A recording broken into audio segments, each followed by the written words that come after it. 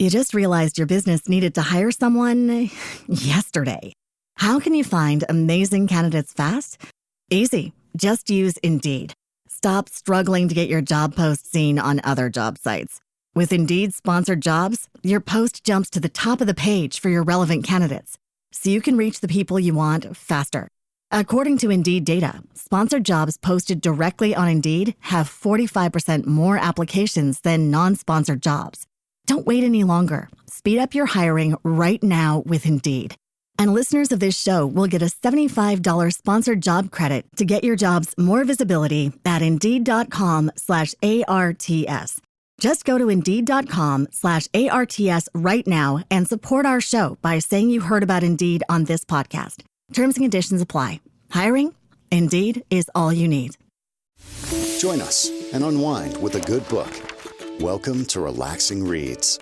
Hi. I like your hoodie. Oh, thanks. It's a breeze. I know. I like it. I like the color. Yeah. This is, I got this one like a few years ago, and then they ordered more. The ones they ordered are a little thinner than this one. But, Okay. this is a nice, big, cozy, ready for whatever season's coming. Ready for a cozy trip to a cabin. We're all Yeah.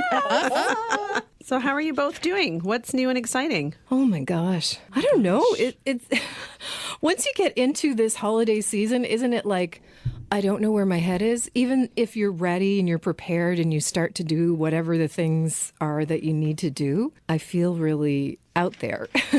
Yeah, it seems like it's a long checklist of things. Once you get there, it's nice and you hope you can relax, but the lead up to it and just the planning and organization, if you have a lot to do, it just kind of floats in your head. Yeah, even though you have your day-to-day checklist, you have your work, you have things just in your head, and you're still like, am I going to do some Black Friday shopping to get ahead of this? Have you thought about this person? Is there a dinner happening here? What about that party? What are you wearing? It's like just floating in there. That's what I feel. I feel like I have all the time in the world to do Christmas stuff and like get together with people. And then all of a sudden I don't have any time. I don't know what it is. It just goes by so fast. Also, do you think that we find ourselves in like the mind space of a kid, like as it starts to kind of ramp up and we go back to, what we did as a kid or some of those nostalgic memories, and then we lose track of what we were supposed to be doing currently? I think so. I think also just, it was interesting because we'll get to that later, but in the book about how making different Christmas memories and not maybe doing things how you did them. But yeah, like even for me with the kids, it's like, is that Elf on the Shelf coming back? And then it's like one other thing I have to think about. I was like, and my oldest he's 12 and a half. So he's at the age when we mention Santa, he kind of gives us this look. But we haven't officially said anything to him, but I think he knows the Santa deal, but he's kind of holding on to Santa's going to get me these gifts. So we're both kind of playing that game where we're like, we're not going to be the ones to say anything, but he's kind of playing us right now because he should technically just be asking for a gift from us. So it's this funny little thing going on with the kids for sure. So we're on Teams, and I know if you're listening, you can't see Tanya, but Tanya, your hair looks phenomenal. I know. Oh, my gosh. What's going on there? It's always, I don't know. I let it dry by itself. Sometimes I do that. This is curl. And that's the result? Wow. Yeah. Sometimes I just let it dry. Like I was at home yesterday. I have a sick kitty. Oh. So I was home and just kind of monitoring her and making sure she's okay. So yeah, when I have time, I don't blow dry my hair because I blow dry my hair all the time. Right? So I try to protect it. But thank you. I need to go see my hairdresser because I need I need color. It's a lot of gray. It's a lot of gray happening.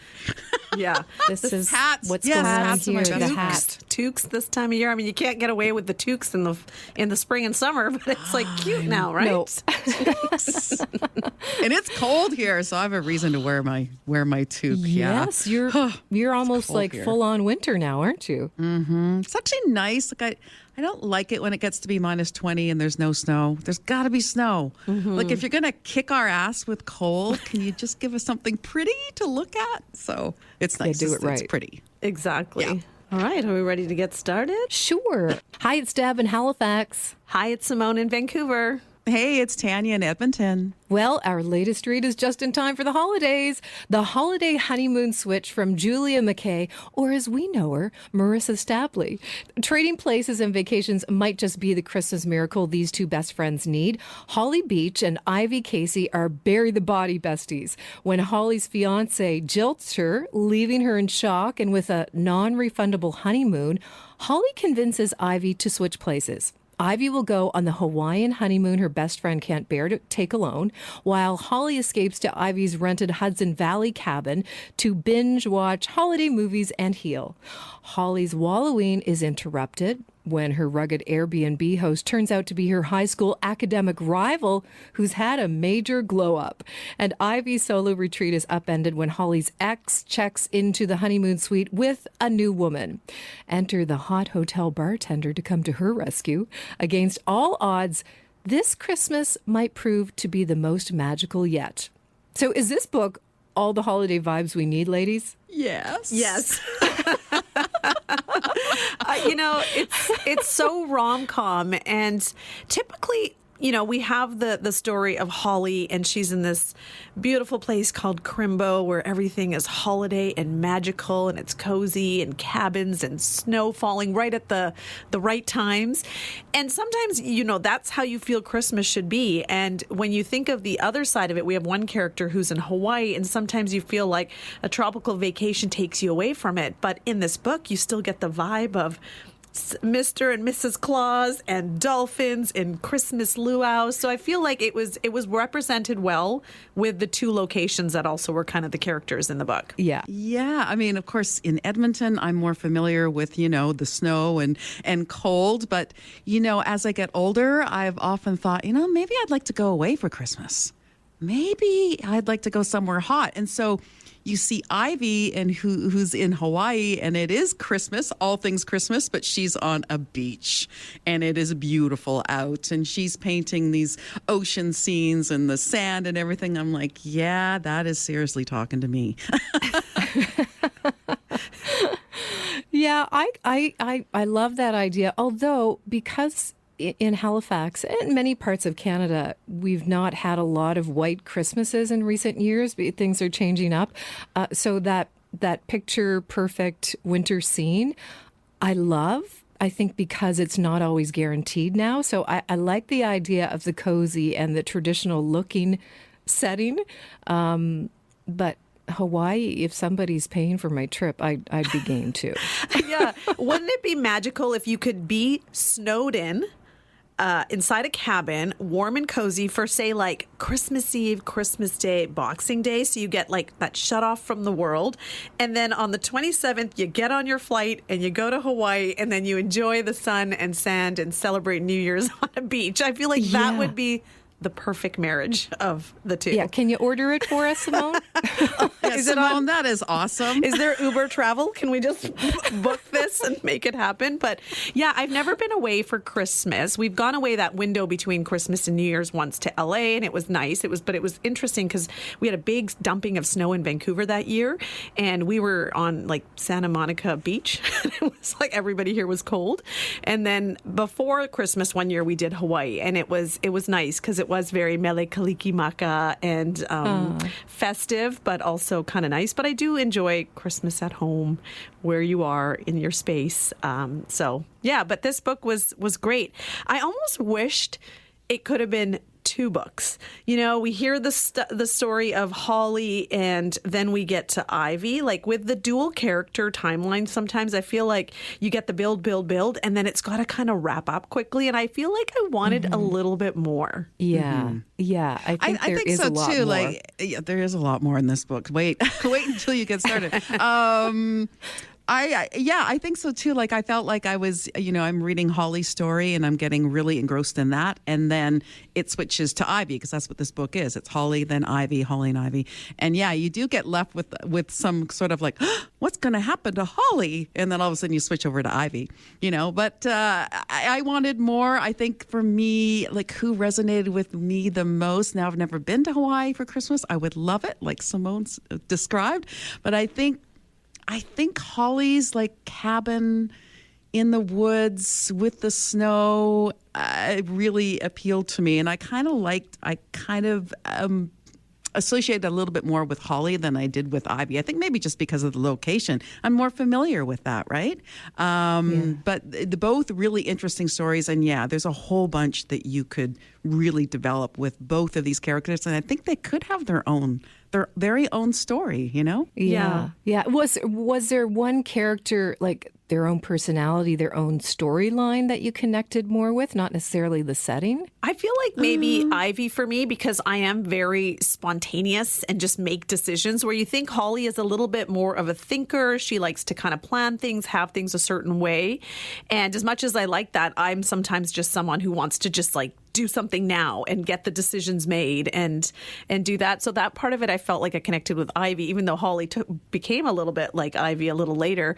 But I liked the setting of the cabin and the whole vibes there, and like the family and that little, the community they've built for the holidays and how magical it is. So it kind of makes you think about, the traditional Christmas or holidays you have with family, friends, little community. And then there's the ones where, people have traveled and moved to different parts of the world, and now they've kind of created their own families and the friends miss and that kind of thing. So that was the Hawaii vibe, but I've never really connected to that part of it. But location wise, I was all about that cabin and the snow. So, yeah. What about for you, Deb? So Ivy, I think, like her free spirit and Simone, you're, spontaneous. I love that. And I think that's part of me. But I think how Holly was left with her ex, how she was treated, I feel that's part of me as well. So I think I connected a little more or felt more.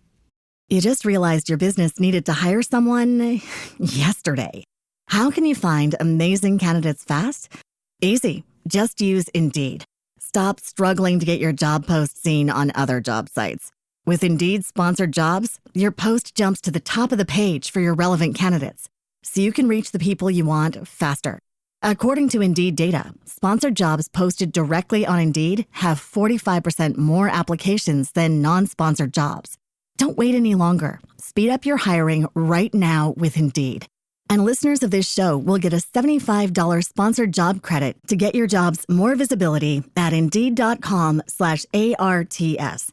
Just go to Indeed.com/ARTS right now and support our show by saying you heard about Indeed on this podcast.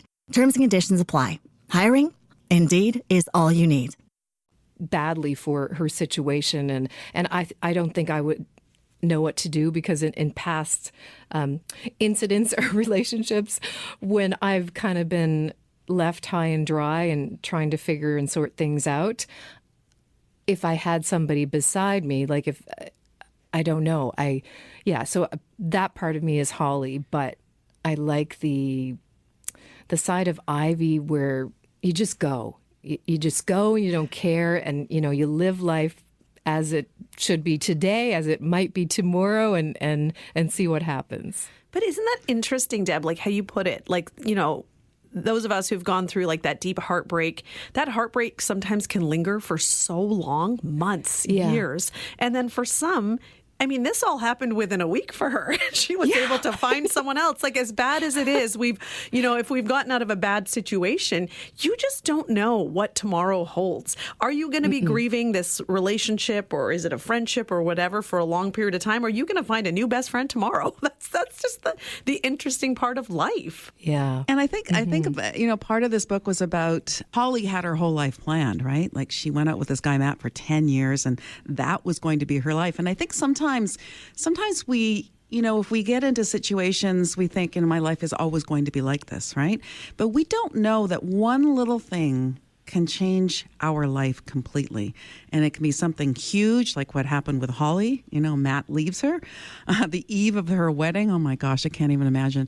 And, and her life takes a change. And of course, in Ivy's thinking, I'm going to go have like an art honeymoon, and I'm going to go work on my art. And all of a sudden she's going off to Hawaii. And of course, both these women have things happen to them in their locations. And I just think, wow, sometimes our lives we never really know what is going to happen from one day to the next. And sometimes there's a beauty in that, because sometimes I think life can get kind of like, it's never going to change, and then something happens and it completely changes, which is the case for Holly. And I'm thinking about those two characters. Like, I'm very much like Holly. I like to plan stuff, and I kind of envied Ivy for her. She, Holly used to say about Ivy, like, she just goes after and gets what she wants.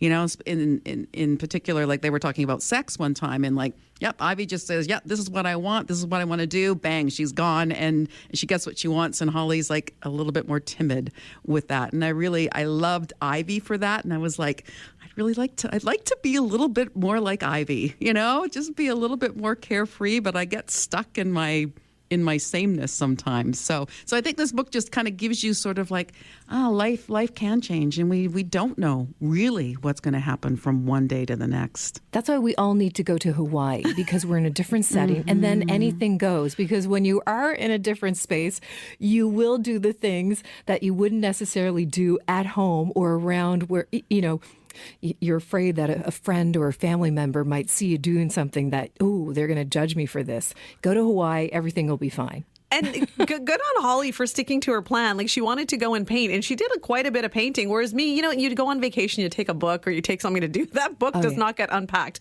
I see something shiny and I get distracted, and I'm like, I'm doing this. So she kept that focus for a long time. So I was like, wow, she's not just like on vacation doing whatever she wants. She's actually like, no, I have a purpose as to why I'm here, and I'm sticking to it. So that was commendable, I guess.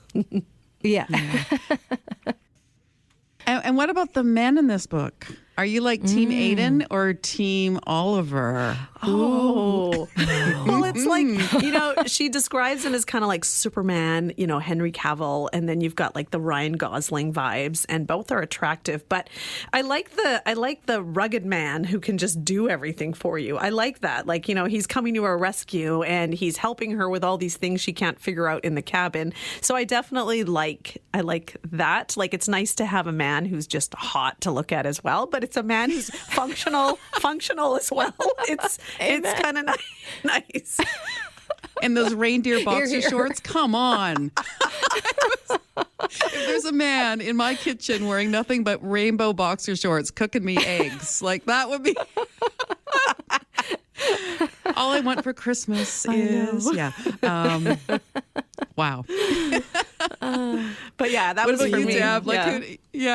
Yeah, I have to agree. I like the idea, again, because Hawaii, or even if it's not Hawaii, a trip elsewhere, you find a guy and something happens and all these exciting things. Maybe he's not the guy that you would date or see yourself with in your own hometown.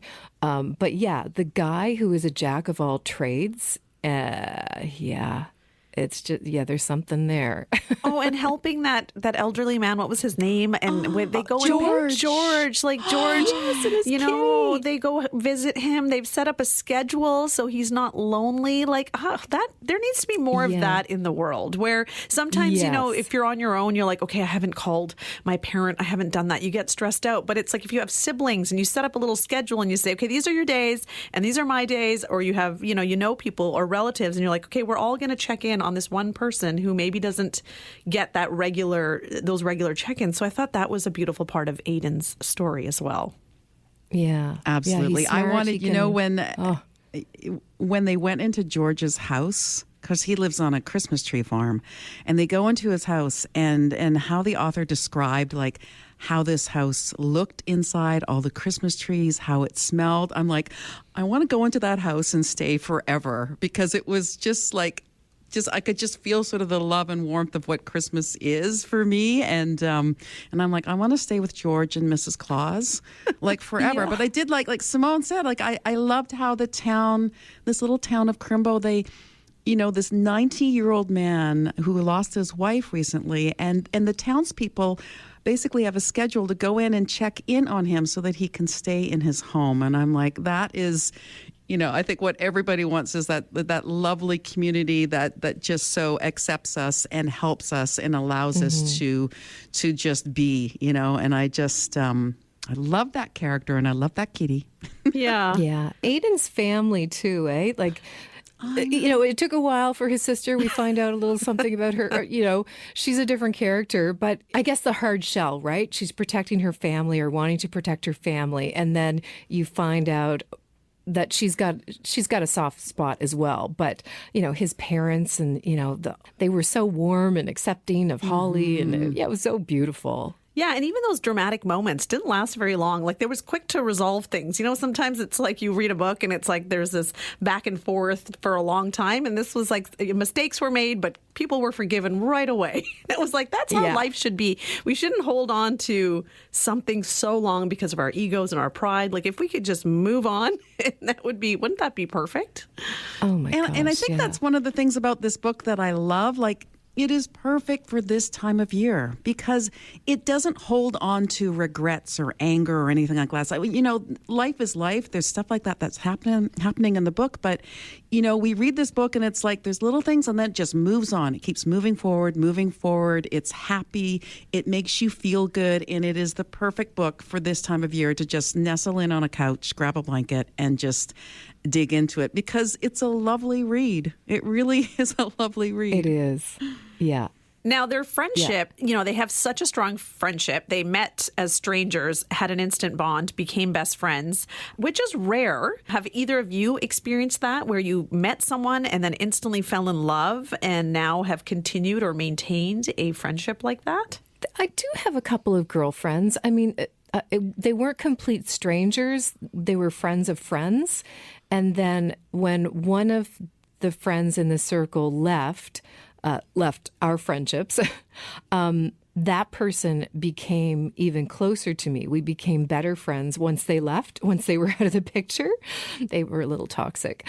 But yeah, and we discovered that we should have been hanging out more than having that other person in our life. We were spending more time with them than we were with each other and found a lot of great things, more things in common. And yeah, they are part of my life and I can't imagine not having them. Yeah, I think, I have a couple of like lifelong friends that I knew when I was, little. But I think as an adult, meeting someone for the first time, when I first moved to Vancouver, working in radio and I didn't know anybody and the receptionist said, let's go down to the pub, I want you to meet a friend of mine, Kim. I'm like, okay. So we go to this little Irish pub and Kimmy was there. She's a Brit through and through, and we instantly connected. And she is still one of my best friends in Vancouver. I always go see her. And the thing I love about her is that she's completely non-judgmental. Like, she is the type of friend where I can go to her with anything, things that I might be afraid to say to some people, and she has no judgment. She just listens. And she may give me advice, she may not, but she's just there as a supportive person. So I think that maybe that's the person that I definitely connected with who I didn't know, and to this day, she's still, one of my best friends. So it happens. It does. And yeah, I've got a few friends like that too. And it's nice because I'm generally a social butterfly and I love going out and meeting new people and I can make social connections. But, it's sometimes a lot more surface level because of what we do in the industry we're in. But then I've got, like you said, like this core group of friends that I've kind of collected along the way, lost some along the way.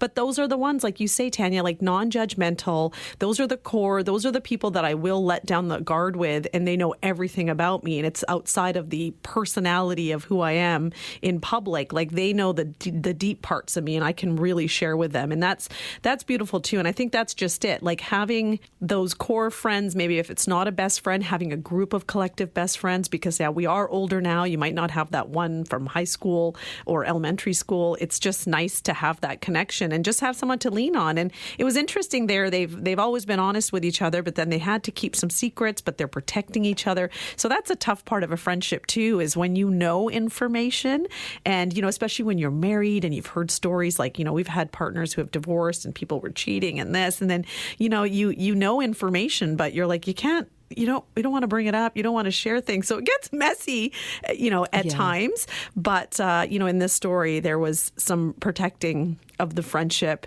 And then they worked it out as well. And that's when you know a friendship is real, is when you can go through a little bit of those trials and tribulations and come out on top. It's like sometimes friendships are more work than actual relationships. It's true, isn't it? Yeah. Yeah. I have a group of university friends who we all met in residence. We all lived together. So we were all strangers. And we have like an app chat thing going on, and we chat every day. And that is a safe space. Most of them are moms and they've got family. People have things going on. Like there's a lot going on in all of their lives. And that's a place where if they can't find anywhere else in the day, they'll just dump it there, and we'll be there as the cheerleaders in the background. And it feels good, like, because you know that there will always be a space for you. And the longer we've been, the more years that pass, the better we become in these friendships, these relationships, and we find more things that we love about each other every day. It's really, it's a cool thing. And I think that the author really, did something with these two friends. Like it is a love, that a lot of girlfriends have. I don't know that men have the same types of relationships. Like these friendships are true and true. And I think that love shows with Holly and Ivy, and it's a special thing. It is. It's a beautiful friendship, and she did a great job with it. There were times where I was like, they need to talk more, because they kind of took that space during the vacation, and I was like, check in a little bit more, message a little bit more. Yeah. Right? But the details that you need to share. Yeah. Yeah. I know Tanya had put this out in our questions, but is there a favorite movie that either of you watch this time of year? This book, The Holiday, right? The Holiday. That's my go-to movie every year. I like it more than Love Actually, which is, a favorite for so many.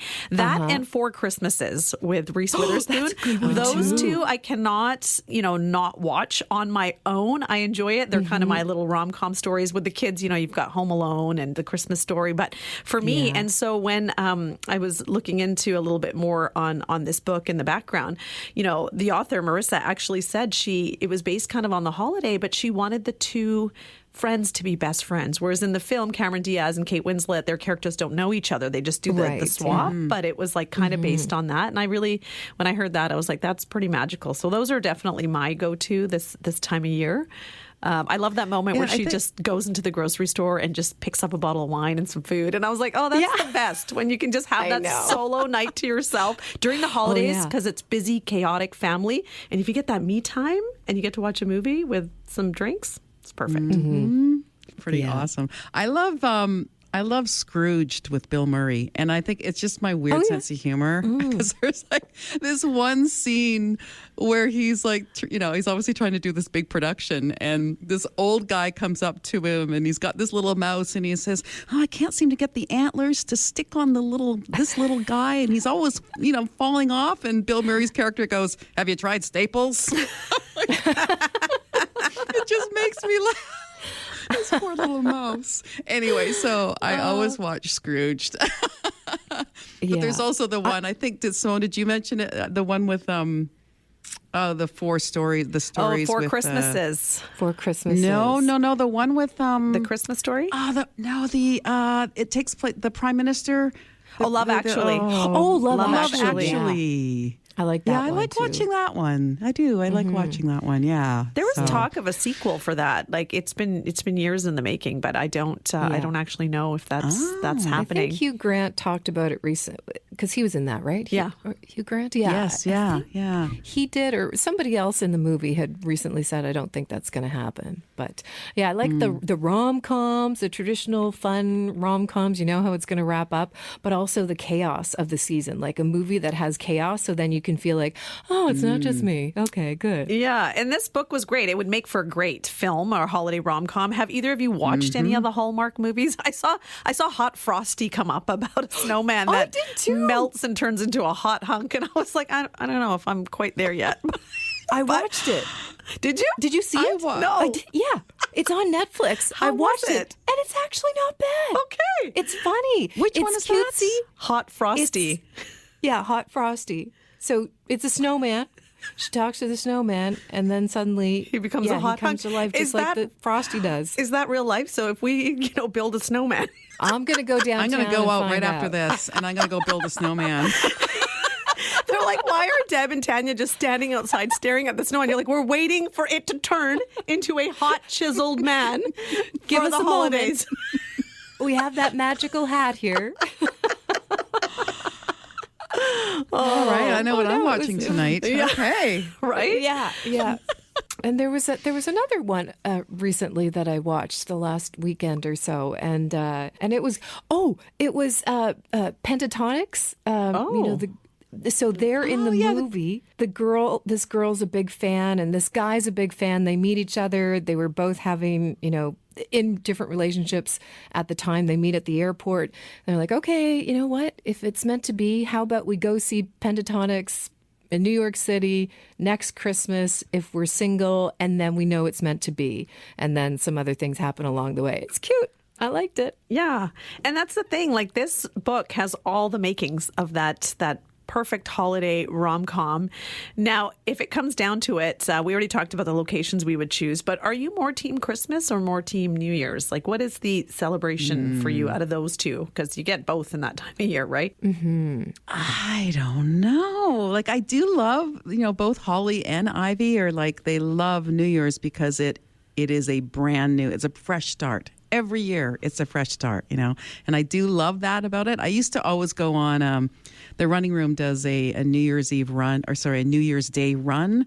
And there was a few years where I would always, get up at the crack of dawn and go run with a bunch of people New Year's Day, thinking that would wow. I haven't done it for a while, but I always thought, this is, this will get my, my year started off right. So, I mean, I love New Year's for that, but I'm not a big New Year's person. I don't like to go out. I just like to be very, I like to go to a movie. My best thing is like going to a movie at 10:30 at night and come out in the new year. I've never done that. That's what I really like to do. Cool. And then run to a bar and down a glass of Prosecco and you're good, right? I love that. But I love the warm and fuzzy of Christmas. Yeah. When my mom was alive, I loved it more, I think, because she really was everything about Christmas. So, but it's up to the kids to keep that going, right? Yeah. So, Yes. Yeah. 20 years ago, I was more about New Year's Eve. And if I'm going away, I think it's more fun. But yeah, the warmth that comes with Christmas and all the feels, it's nice. Great read for this time of year, for sure. Mm-hmm. So pick up a copy of the Honeymoon Holiday Switch from Julia McKay. Enjoy it this time of year. And on our next podcast episode, we will be talking to Marissa Stapley, who goes by the pen name Julia McKay, and we will ask her all of our burning questions about this book. Take care for now. Thank you for kicking back and relaxing with us. We hope you'll join us again on Relaxing Reads.